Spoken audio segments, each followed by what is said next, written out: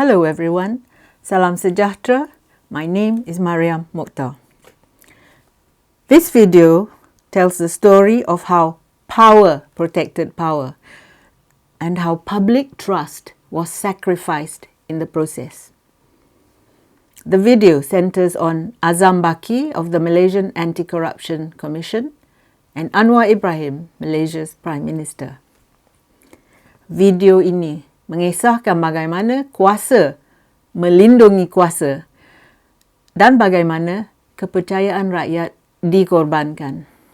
Fokusnya ialah pada Azam Baki, iaitu Ketua Suruhanjaya Pencegahan Rasuah Malaysia, dan juga Anwar Ibrahim, Perdana Menteri Malaysia. Anyway, here are the details. 3 years ago, Anwar Ibrahim demanded that Azam Baki step down after controversy over his shareholdings. And he said this was to protect the integrity of the Malaysian Anti-Corruption Commission, MACC. Back then, in January 2022, Azam said the shares were bought by his brother using his name and that he had done nothing wrong. We're not talking about a few shares, but millions of shares. Anwar Ibrahim and other Harapan leaders, they were then in the opposition, said clearly the MACC cannot investigate its own chief. Only an independent probe would be credible. And they even called for a special parliament session. Anda mungkin ingat ya, pada Januari 2022 bila Azam kata saham itu dibeli oleh abangnya menggunakan namanya dan beliau tidak melakukan kesalahan. Tapi kan, ini bukan tentang satu atau dua saham, tapi berjuta saham. Ketika itu, Anwar Ibrahim dan pemimpin harapan yang lain berkata jelas, SPRM tidak boleh menyiasat ketuanya sendiri. Hanya siasatan bebas boleh dipercayai. Dan mereka menuntut sidang khas parlimen. Anwar sendiri mendesak Ketua SPRM, Azam masa itu, meletak jawatan kerana langkah ini dianggap perlu bagi melindungi integriti SPRM. Now, fast forward to today, February 2026. Bloomberg reports that Azam holds nearly 800,000 ringgit in shares, and this is 8 times above the guidelines for public servants. Anwar now, he defends Azam. No need for independent probe. No need for special session. He made a complete U-turn. And instead of calling for accountability, Anwar cited explanations and due process. Meanwhile, task forces are internal, meaning they are not independent. And then journalists reporting on the issue, they are being investigated. Sekarang ni, pada 2026, Bloomberg melaporkan bahawa Azam memiliki saham bernilai hampir 800,000 ringgit. Ini adalah 8 kali ganda garis panduan untuk penjawat awam. Sekarang ni, Anwar mempertahankan Azam. Tak perlu siasatan bebas. Dia buat pusingan 180 darjah dari 3 tahun yang lebih. Dia tidak menuntut accountability. Dan wartawan yang melaporkan tentang isu ini, mereka pula disiasat. First of all, let's start with the rules about share ownership. Peraturan pemilikan saham. Now, Malaysian public servants may own shares, but up to 100,000 ringgit or 5% of paid-up capital, whichever is lower, to avoid conflicts of interest. Now, asset declarations also are internal. There is no criminal penalty for exceeding this guideline. It's an administrative limit intended to maintain public trust. Penjawat awam dibenarkan memiliki saham sehingga RM100,000 ataupun 5% modal berbayar, mana-mana lebih rendah bagi mengelakkan konflik kepentingan. Keyakinan awam mesti dikekalkan. Itu yang penting. Selain dari itu, pengisytiharan aset dibuat secara dalaman. And so what we have is the rules. The rules are clear. They're very clear. And so what happened? What went wrong? Let's look at Azam Baki. He held shares above the guidelines, 800,000 ringgit. This creates a real conflict of interest concerns. But he did not step aside or allow an independent review, thus undermining MACC's credibility. And now we look at Anwar Ibrahim. He failed to uphold the then 2023 standard. And now he defends Azam instead of calling for accountability. He failed to demand truly independent oversight and endorsing internal task forces. He's made a complete U-turn about everything. Of course, the public, politicians and public figures and NGOs, we all ask questions. One of the questions is, how can a civil servant afford millions in shares when guidelines cap ownership at 100,000 ringgit? Bagaimana seorang penjawat awam mampu memiliki saham bernilai jutaan sedangkan garis panduan menghadkan ke RM100,000 saja? It is not about law, but about trust.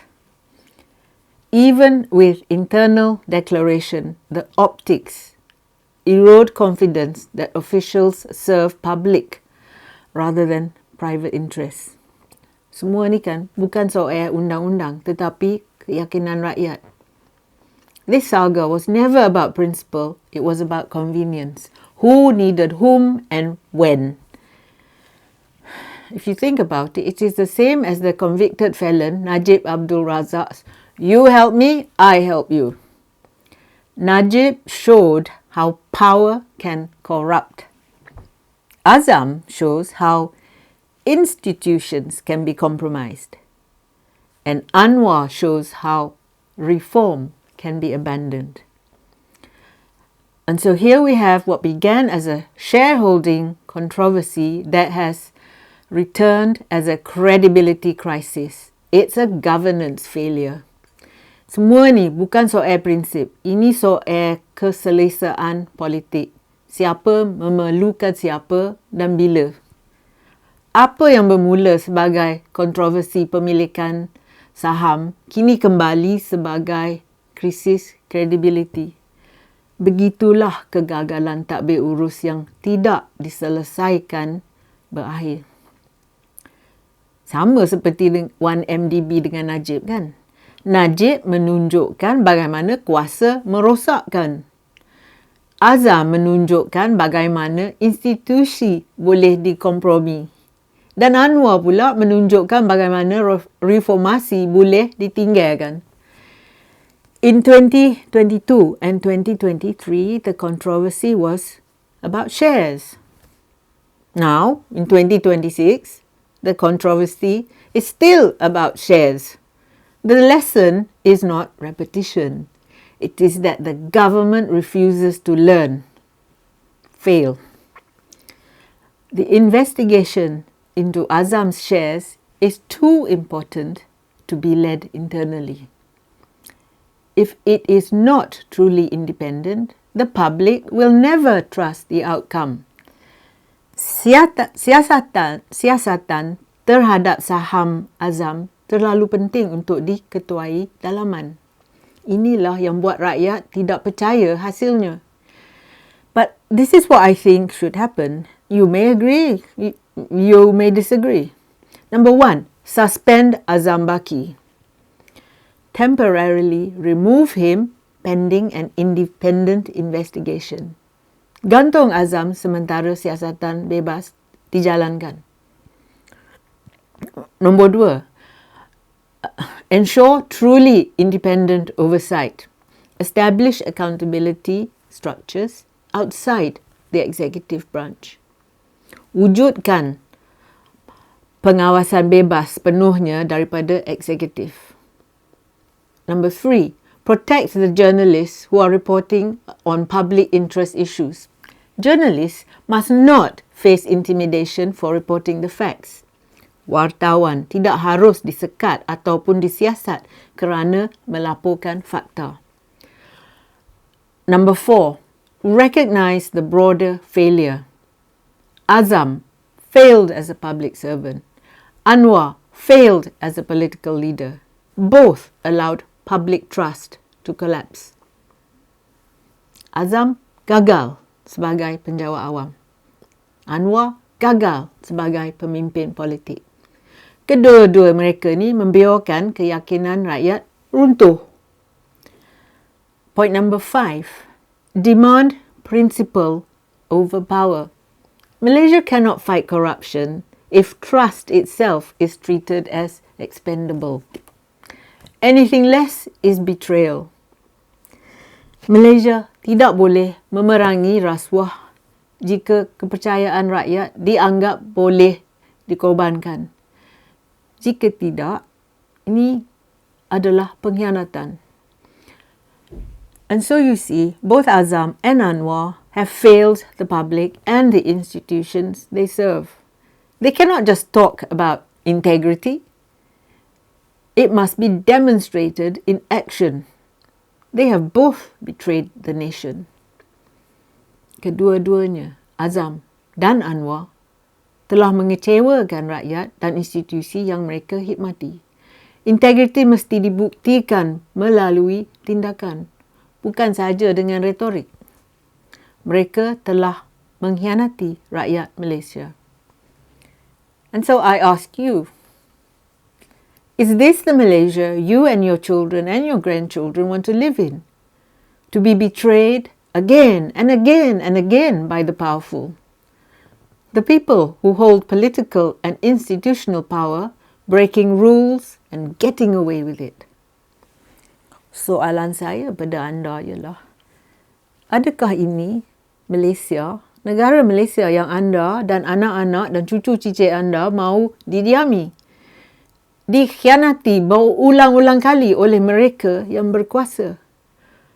Mereka ni yang memegang kuasa politik dan institusi, melanggar peraturan dan terlepas dari hukuman. Terima kasih and thank you for listening. Speak to you soon. If you like my videos, please press like and subscribe to my YouTube channel. Please also visit my Patreon channel if you wish to sponsor me. Thank you.